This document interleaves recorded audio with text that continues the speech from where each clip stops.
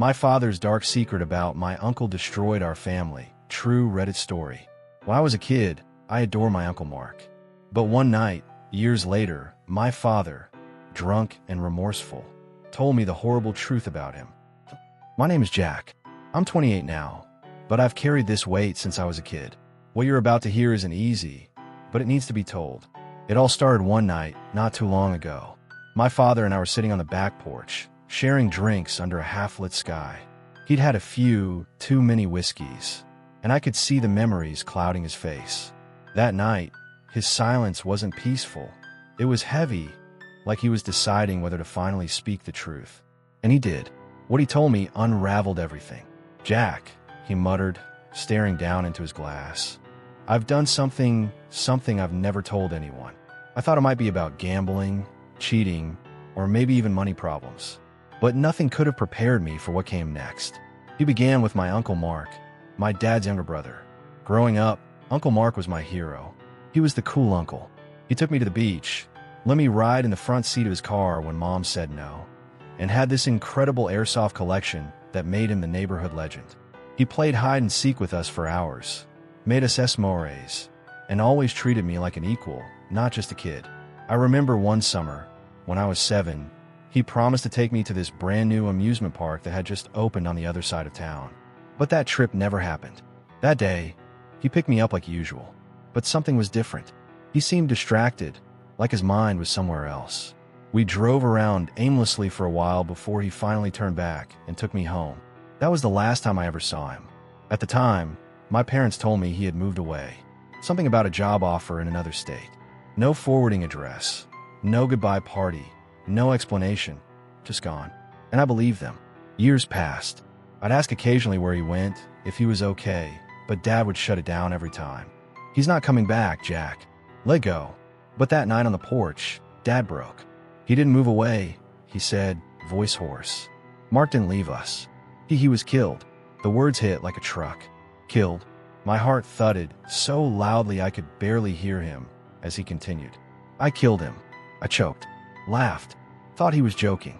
But his eyes, bloodshot, glistening, honest, told me it was the truth. He told me everything. Back in the early 2000s, when I was around 7, Dad started noticing things. Off behavior, strange signs. It started with my dog, Rusty. One day, Rusty refused to go near Uncle Mark. He barked and growled like he was seeing a threat.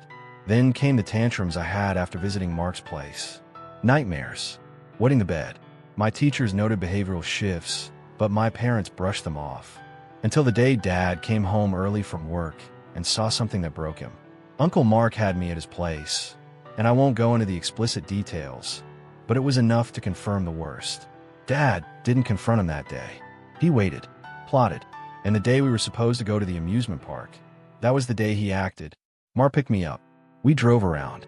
Dad followed, and when Mark dropped me back off, Dad said he invited his brother in for a drink. That drink turned into a fight, and that fight ended with Uncle Mark at the bottom of the old well on our property. I sat frozen. I asked if it was true, if it really happened. He just nodded. No one ever looked there. He was declared missing. Police chalked it up to a drifter's life. I kept quiet for your sake. I wanted to scream, to run, but I didn't. Somehow, I understood. And yet, how do you live with something like that? How do you look at your father the same way again? After that night, I couldn't sleep. I avoided him, but the nightmares came back. And so did the questions. Was he a murderer or a protector? Then I started digging, literally and metaphorically. I searched the property. The well had been sealed with concrete years ago, but I found an old journal in the attic. My dad's. It detailed everything. Mark's actions, the rage, the guilt, the pain. One entry stood out. "I'll never forgive myself, but I'd do it again if it meant keeping Jack safe." I confronted him again weeks later. "Why didn't you go to the police?" His response was simple. "They wouldn't have believed me. Mark was the golden son, and you were too young to testify." He was probably right. I don't know what to do with this truth. I haven't told my mother. I haven't told anyone. But now you know. My father kept a secret that destroyed the man I thought he was. But maybe he also saved me. You tell me, does that make him a monster? Or a hero? To be continued. Weeks passed. I started sleeping with the light on, something I hadn't done since I was 9. I couldn't look my dad in the eyes without seeing that broken man on the porch. My mother kept asking what was wrong. I lied, said I was stressed about work, but the weight in my chest didn't go away. Eventually, I broke down. Not to her, but to someone else. Lena, my girlfriend. We'd been together for a year and a half, and she knew something was off. I trusted her, maybe more than anyone. So I told her. Her reaction was unexpected. She didn't scream, didn't tell me to run to the police. She listened. She hugged me. She asked for details, gently, like she wanted to understand. "Do you believe him?" she finally asked. I nodded. I saw his journal. He wasn't lying. "Then maybe," she said, "you're carrying guilt that doesn't belong to you." But it didn't feel that way. I was raised to believe that justice had a system. That murder was always wrong. And yet, if my father had gone through that system, would I still be alive? Would I be broken? Lena and I started researching missing person reports. Uncle Mark's name still came up in a few unsolved databases. No criminal history. Just, last seen in 2005. A part of me wanted to call the police anonymously, tell them to check the property. But what good would it do? There was no evidence left. No body. No chance of proof. Until something changed everything. My father had a stroke. I rushed to the hospital. He was unconscious, pale, a tangle of wires and beeping monitors. And I realized, if he died, the secret would die too. And I'd carry it, alone. 3 days later, he woke up. But he was never the same. Slurred speech, slow movements. That sharpness I'd feared and loved was gone. And then one morning, he asked me something that chilled me. "Did you ever forgive me?" I froze. He remembered. I don't know," I said. He looked away. "Me neither." That night, I sat in the living room and stared at the old fireplace. I imagined Mark's face. I tried to remember something. Anything good. But all I saw was the monster in my nightmares. And then came the knock at the door. A woman stood there.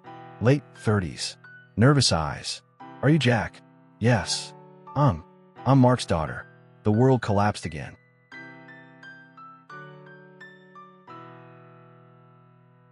Part 3. I stared at her. My mouth opened, but no words came out. She shifted on her feet, clearly uncomfortable. "Can I come in?" Still stunned, I nodded and stepped aside. She entered cautiously, her eyes scanning every corner like the house itself might have answers. We sat across from each other in silence until she finally broke it. "I've been looking for my father since I was 12, she began. "My mom never told me much. She just said he vanished." I swallowed hard. "What's your name?" "Emily." Emily, a name I had never heard in connection to Uncle Mark. I struggled to reconcile the man I feared with the idea that he'd had child. "I found his name in an old online forum for missing people," she continued. "And when I searched, this address kept coming up. I had to know." She reached in her bag and pulled out a photo. It was old, yellowed.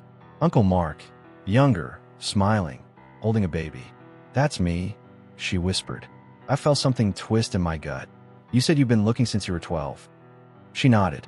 "Mom died when I was 14. I've been on my own since. I always thought maybe he just didn't want me.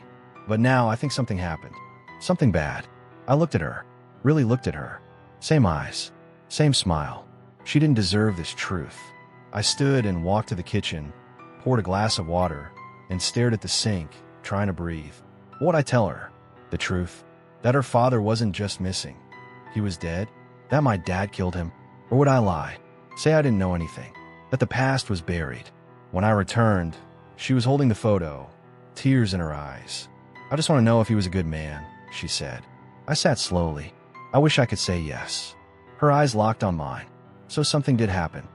Silence stretched between us like a wire pulled too tight. "Yes," I finally said. "Something happened." She didn't cry. She didn't shout. She just nodded, as if she already knew. I figured, people don't just vanish unless they have a reason to. I hesitated. He hurt people. My father. He tried to stop him. Emily's face stayed still. No anger, just quiet devastation. "Did your dad kill him?" I hesitated again. "Then, yes." She sat back, breathless, then slowly leaned forward, her voice barely above a whisper. "Thank you for telling me, for not lying." I didn't know what to say. "Do you want to know where he is?" I asked. She blinked. "Would it help?" I don't know, but I can show you. Later that evening, we walked together to the back of the property. I hadn't been to the old well in years. The cement was cracked, the grass overgrown. The shadows felt heavier than ever. "This is it?" she asked. I nodded. "He's down there." My dad sealed it after. Emily stood silently, the wind tugging at her coat. She finally crouched down and placed the photo on the edge of the well. "I forgive him," she said. I turned to her, shocked. "Not because he deserves it," she added, "but because I can't carry this anymore. My life's been defined by a man I never knew. That ends today." I felt something break open inside me. Maybe it was relief, maybe grief.